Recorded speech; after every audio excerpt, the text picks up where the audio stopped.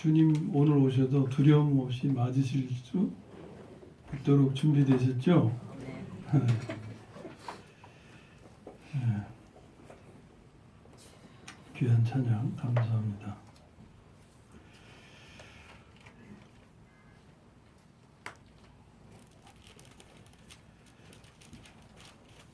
하나님은 우리를 축복하셨죠. 그래서 우리의 미래가 복된 삶을 살기를 원하시죠.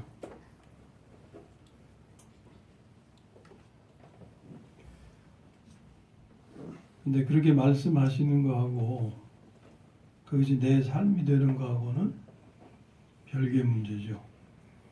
말씀하셨다고 그냥 저절로 이루어지는 게 아니잖아요. 말씀은 축복으로 가득한데 그 말씀이 그 내용이 내 삶이 되지 않으면 그게 뭐예요? 그림의 떡이지. 말씀이 그냥 교리로만 남고 내 삶에 실제가 되지 않으면 그냥 그림의 떡인 거예요. 그래서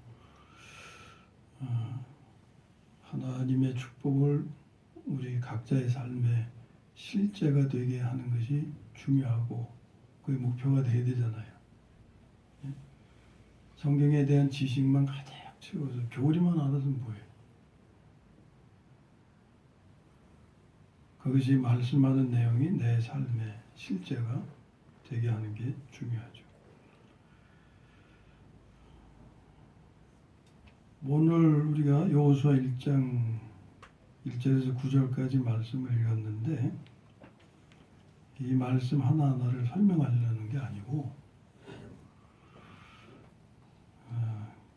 우리가 하나님의 말씀을 대할 때 어떻게 해야 하는가 이걸 좀 알게 하기 위해서. 그래서 오늘 본문은 여길 정했지만 하나님의 모든 말씀을 대할 때 오늘 본문을 보는 것처럼 그렇게 대하시면 된다는 거예요. 이건 이제 가르쳐 드리는 거죠. 그럼 여러분들은 어떻게 해야 돼요? 깨달아야죠.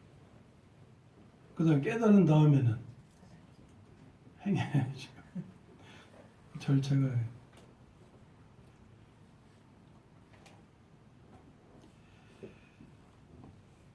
먼저 들어야 되고 가르침을 받아야 되고 그 다음에 깨달아야 되고 행해야 되고 그럴 때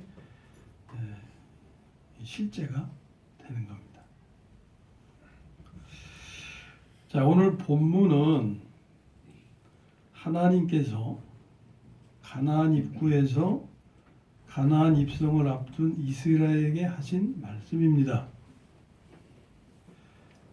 이제 우리가 여기서 눈여겨볼 게 뭐냐면 이 말씀의 구조입니다. 네? 이 말씀의 구조.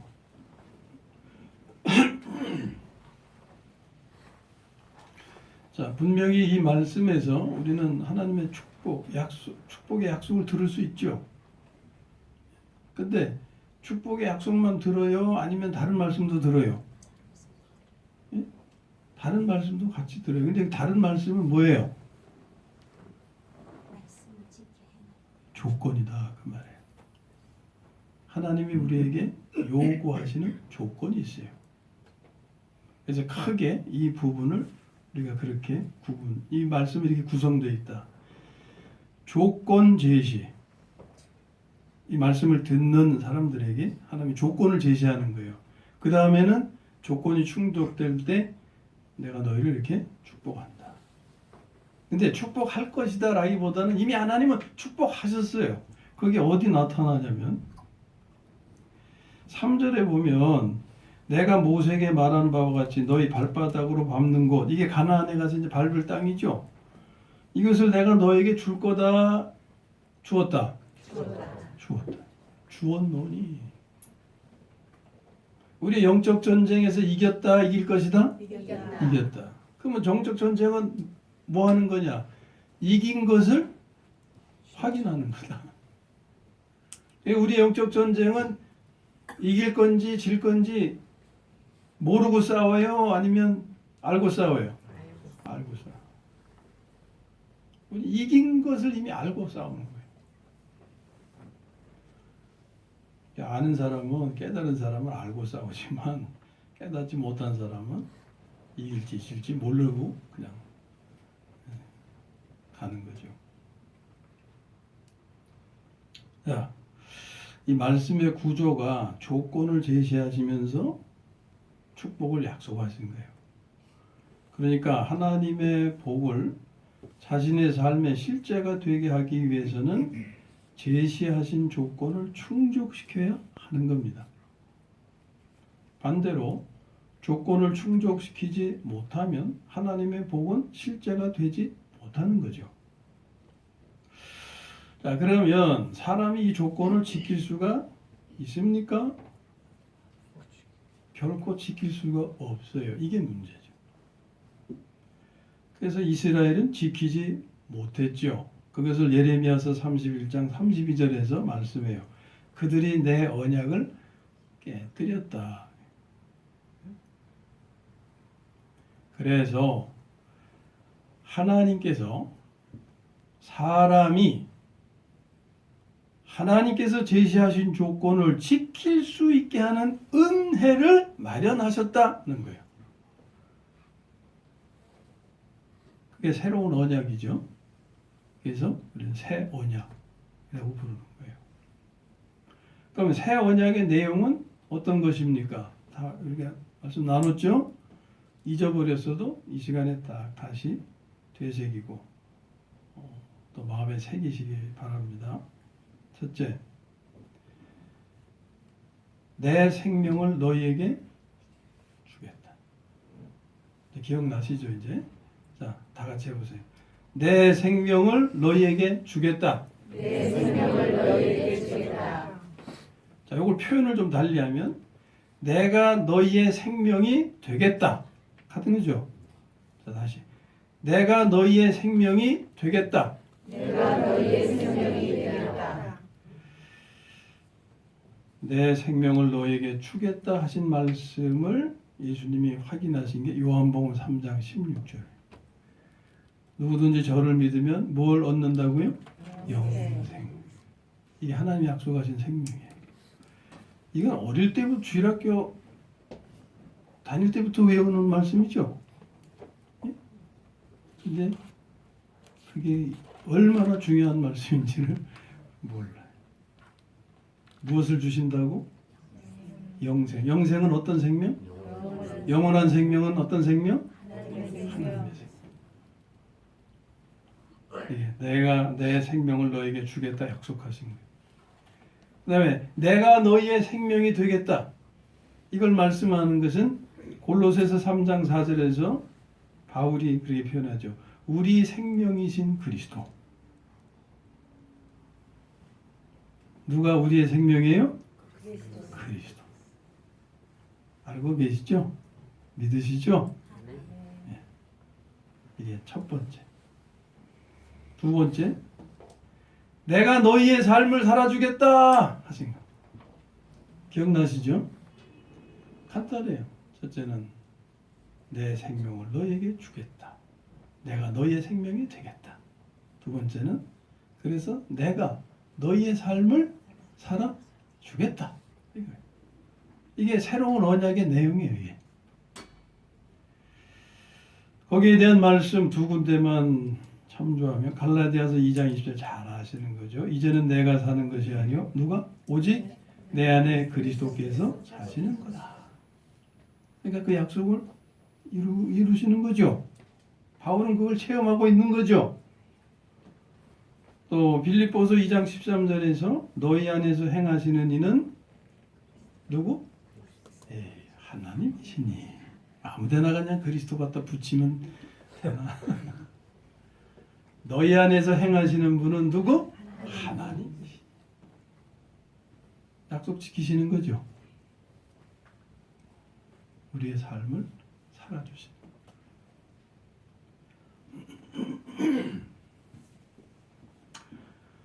근데 예수님이 이것을 위해서 육신으로 계실 때 이렇게 해주시기 위해서 준비하심이 있어요. 그의 인생의 삶은 준비라고 할 수 있어요. 뭐냐면 율법을 예수님이 살아생전에 다 지키셨다고 말해요.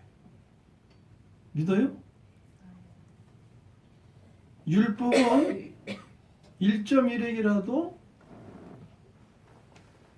떨어지지 않으면 다 지켜야 된다 그랬죠. 그걸 이루신 분이 유일하게 예수님 한 분이시다고요. 공자도 못했고 맹자도 못했고. 율법을 다 지키신 것을 표현한 말이 뭐냐면 율법의 마침이 되셨다라는 거예요. 그분만이 율법의 마침이 되신 분이에요.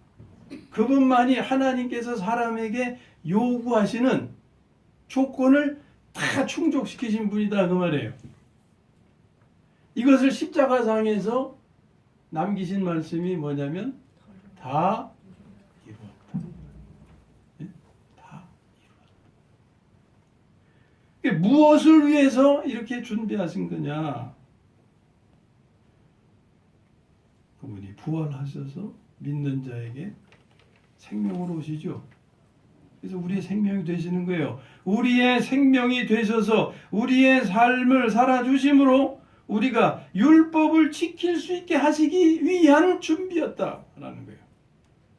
이게 로마서 10장 4절에서 확인됩니다. 그리스도는 모든 믿는 자에게 의를 이루기 위하여 어디서요? 누구에게서? 모든 믿는 자에게서 의를 이루기 위하여. 그러니까 믿는 자로 하여금 어떻게 살게 하신다는 거예요? 의롭게 살게 하신다는 거예요. 이걸 이루기 위해서 율법의 마침이 되시니라. 그가 살아생전에 하나님의 모든 율법을 다 이루셨다.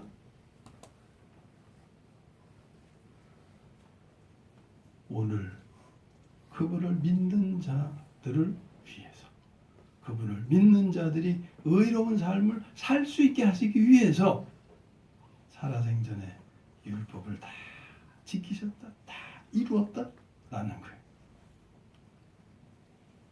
이 진리를 담고 있는 비유가 하나 있는데 이게 뭐냐? 포도나무 비유. 요한복음 15장에 포도나무 비유 있죠? 이 포도나무의 비유가 이 진리를 담고 있는 거예요. 포도나무 잘 아시죠? 포도나무 비유. 포도나무는 누구예요?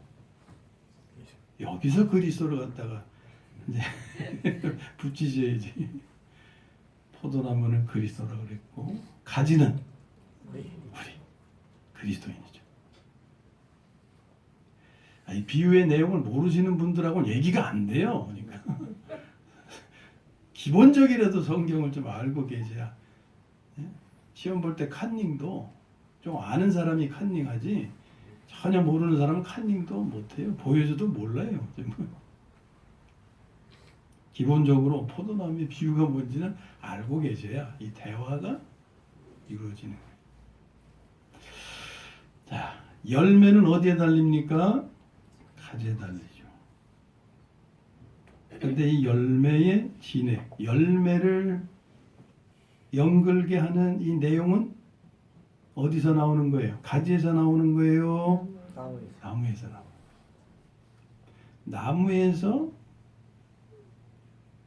진액을 이렇게 보내서 가지에 열매가 되는 거죠. 그러니까 열매는 무엇이 만드는 거예요? 나무가. 가지가 만드는 것이 아니고 나무가 만드는 거다. 다만 달리는 장소가 가지인 거다. 그래서 열매를 맺고 싶으면 어떻게 하라 그랬어요? 나무에 잘 붙어 있어야 된다. 그랬죠? 요한복음 15장 4절 5절 말씀이에요. 내 안에 거하라. 나도 너희 안에 거하리라. 이게 주님과 우리의 관계를 포도나무의 비유로 나타내신 거예요. 그러니까 우리는 가지고 주님은 나무인데 잘 붙어 있는 관계는 어떤 관계냐? 우리가 주님 안에 거하고 주님이 내 안에 거하시는 관계를 말하는 거예요. 다시 읽습니다. 내 안에 거하라. 나도 너희 안에 거하리라. 가지가 포도나무에 붙어 있지 아니하면 스스로 열매를 맺을 수 없음 같이 당연하죠. 너희도 내 안에 있지 아니하면 그러하리라. 나는 포도나무여 너희는 가지라. 그가 내 안에 내가 그 안에 여기 그는 우리를 말하는 거예요. 순서도 중요해요. 우리가 먼저 주님 안에 거해야 주님이 우리 안에 거하시지 주님이 우리 안에 먼저 거하시는 게 아닌 거예요. 어쨌든 그가 내 안에 내가 그 안에 거하면 사람이 열매를 많이 맺나니 나를 떠나서는 너희가 아무것도 할 수 없습니다. 포도 열매는 뭘 상징합니까? 그리스도인의 삶을 상징하죠. 어떤 삶을? 의의 삶을. 아까 로마서 10장에서 그리스도인 믿는 자의 무엇을 위해서? 의로운 삶을 위해서라 그랬죠. 이건 다른 말로는 착한 행실로도 표현되고. 그러니까 열매, 포도 열매는 의의 삶, 그리스도인의 의의 삶, 착한 행실을 상징하는 거예요.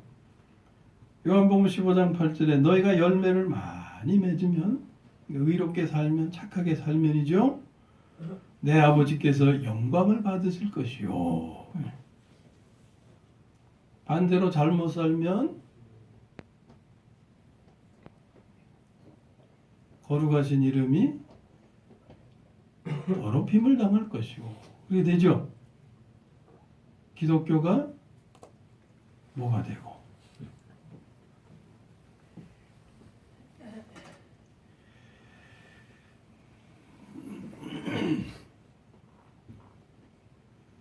포도 열매는 그리스도인의 의의 삶, 착한 행실을 상징하는데 우리가 포도나무에 비유해서 나무와 가지의 관계를 이해하셨다면 열매가 의미하는 우리의 삶은 무엇의 표현이겠어요? 나의 생명 되시는 그리스도의 표현이죠. 그리스도의 삶이 나를 통해서 표현되는 거죠. 나무의 삶이 가지에 달리는 거죠. 나무의 삶이라는 것은 이미 그분이 인생을 사실 때 율법을 다 이루신 삶이었다 그 말이에요. 그것을 이제 내 안에서 다시 살아주시는 거예요. 나를 위해서.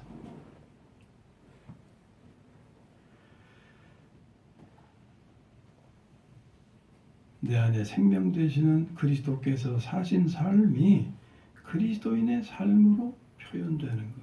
이것이 나무의 진액을 공급받아 가지의 열매가 달리는 것이라는 내용입니다. 포도나무의 비유가. 여기까지 기본적으로 이제 이해하시고 본문으로 돌아옵니다. 본문으로 돌아와요. 하나님이 약속하신 축복이 내 삶의 실제가 되려면 우리에게 제시하신 조건을 충족시켜야 된다 그랬잖아요. 근데 우리로서는 할 수 없다 그랬죠. 그럼 누가 하실 수 있어요? 나의 생명 되시는 주님께서. 그러니까 이 말씀 오늘 우리가 대하는 본문 여호수아 1장 뿐만이 아니라 모든 말씀이 되는 거죠. 모든 말씀이 우리에게 요구하시고 예? 제시하시고 그 다음에 약속하시니까. 그러니까 이 말씀의 조건을 지키려면 새 언약의 은혜를 적용해야 된다는 거예요. 곧 생명받은 그리스도인은 하나님께서 살아주시도록 구해야 한다라는 겁니다. 이는 생명을 바꾸는 기도를 실행하는 거죠. 어떻게? 잘 들어보세요. 주님. 아니 들으세요 그냥. 잘 들으세요. 주님. 저는 당신께서 요구하시는 삶을 이룰 수가 없습니다. 오늘 본문이 그렇죠? 요구하시죠? 이렇게 지키면 이렇게 될 거다. 요구하시지만은 당신께서 요구하시는 삶을 이룰 수가 없습니다. 그러나 주님은 하셨습니다. 이게 율법의 마침이 되심을 믿는 거죠. 그러므로 제가 살고자 하면 이것을 결코 이룰 수 없지만 저의 생명 되신 주님께서 살아주시면 제가 살게 될 줄로 믿습니다. 제가 살게 될 줄, 그렇게 살게 될 줄로, 하나님이 요구하시는 대로 살게 될 줄로 믿습니다. 이것은 제가 하나님께서 요구하시는 조건을 실천하게 될 것입니다. 라는 거죠. 이게 생명을 바꾸는 기도의 내용이에요. 이것이 참 믿음이고, 이 믿음을 행사할 때 바라는 것들이 실상이 되는 거예요. 믿음은 바라는 것들의 실상이요. 다 알고 암기하고 있죠. 근데 어떤 게 믿음인지 몰라. 이게 참 믿음이고, 이 믿음을 행사할 때 바라는 것들이 실상이 되는 거예요. 하나님께서 요구하시는 조건들이 자신의 삶에서 실제가 되는 거예요. 이것이 믿음으로 사는 겁니다. 하나님이 요구하시는 것을 내가 지켜서 인정받으려고 하는 것은 그건 노력하는 거예요.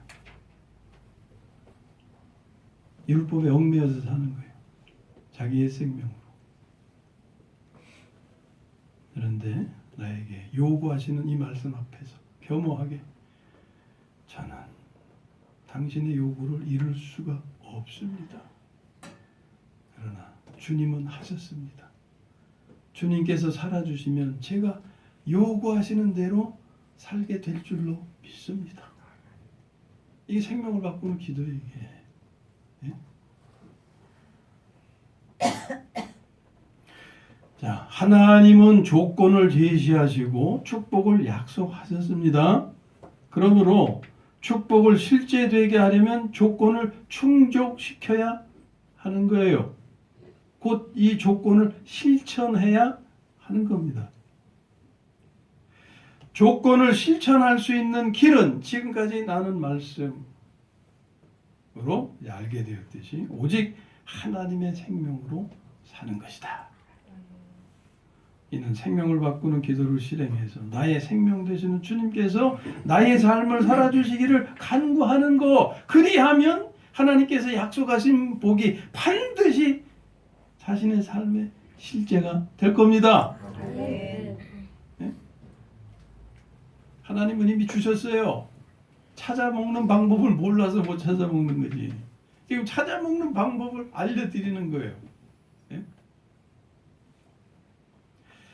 그래서 앞에서 말씀드린 대로 오늘 대하는 말씀 이 구구절절히 그 뜻을 전하려고 하는 게 아니고 원칙. 우리가 하나님의 말씀을 대할 때 어떻게 해야 되는가?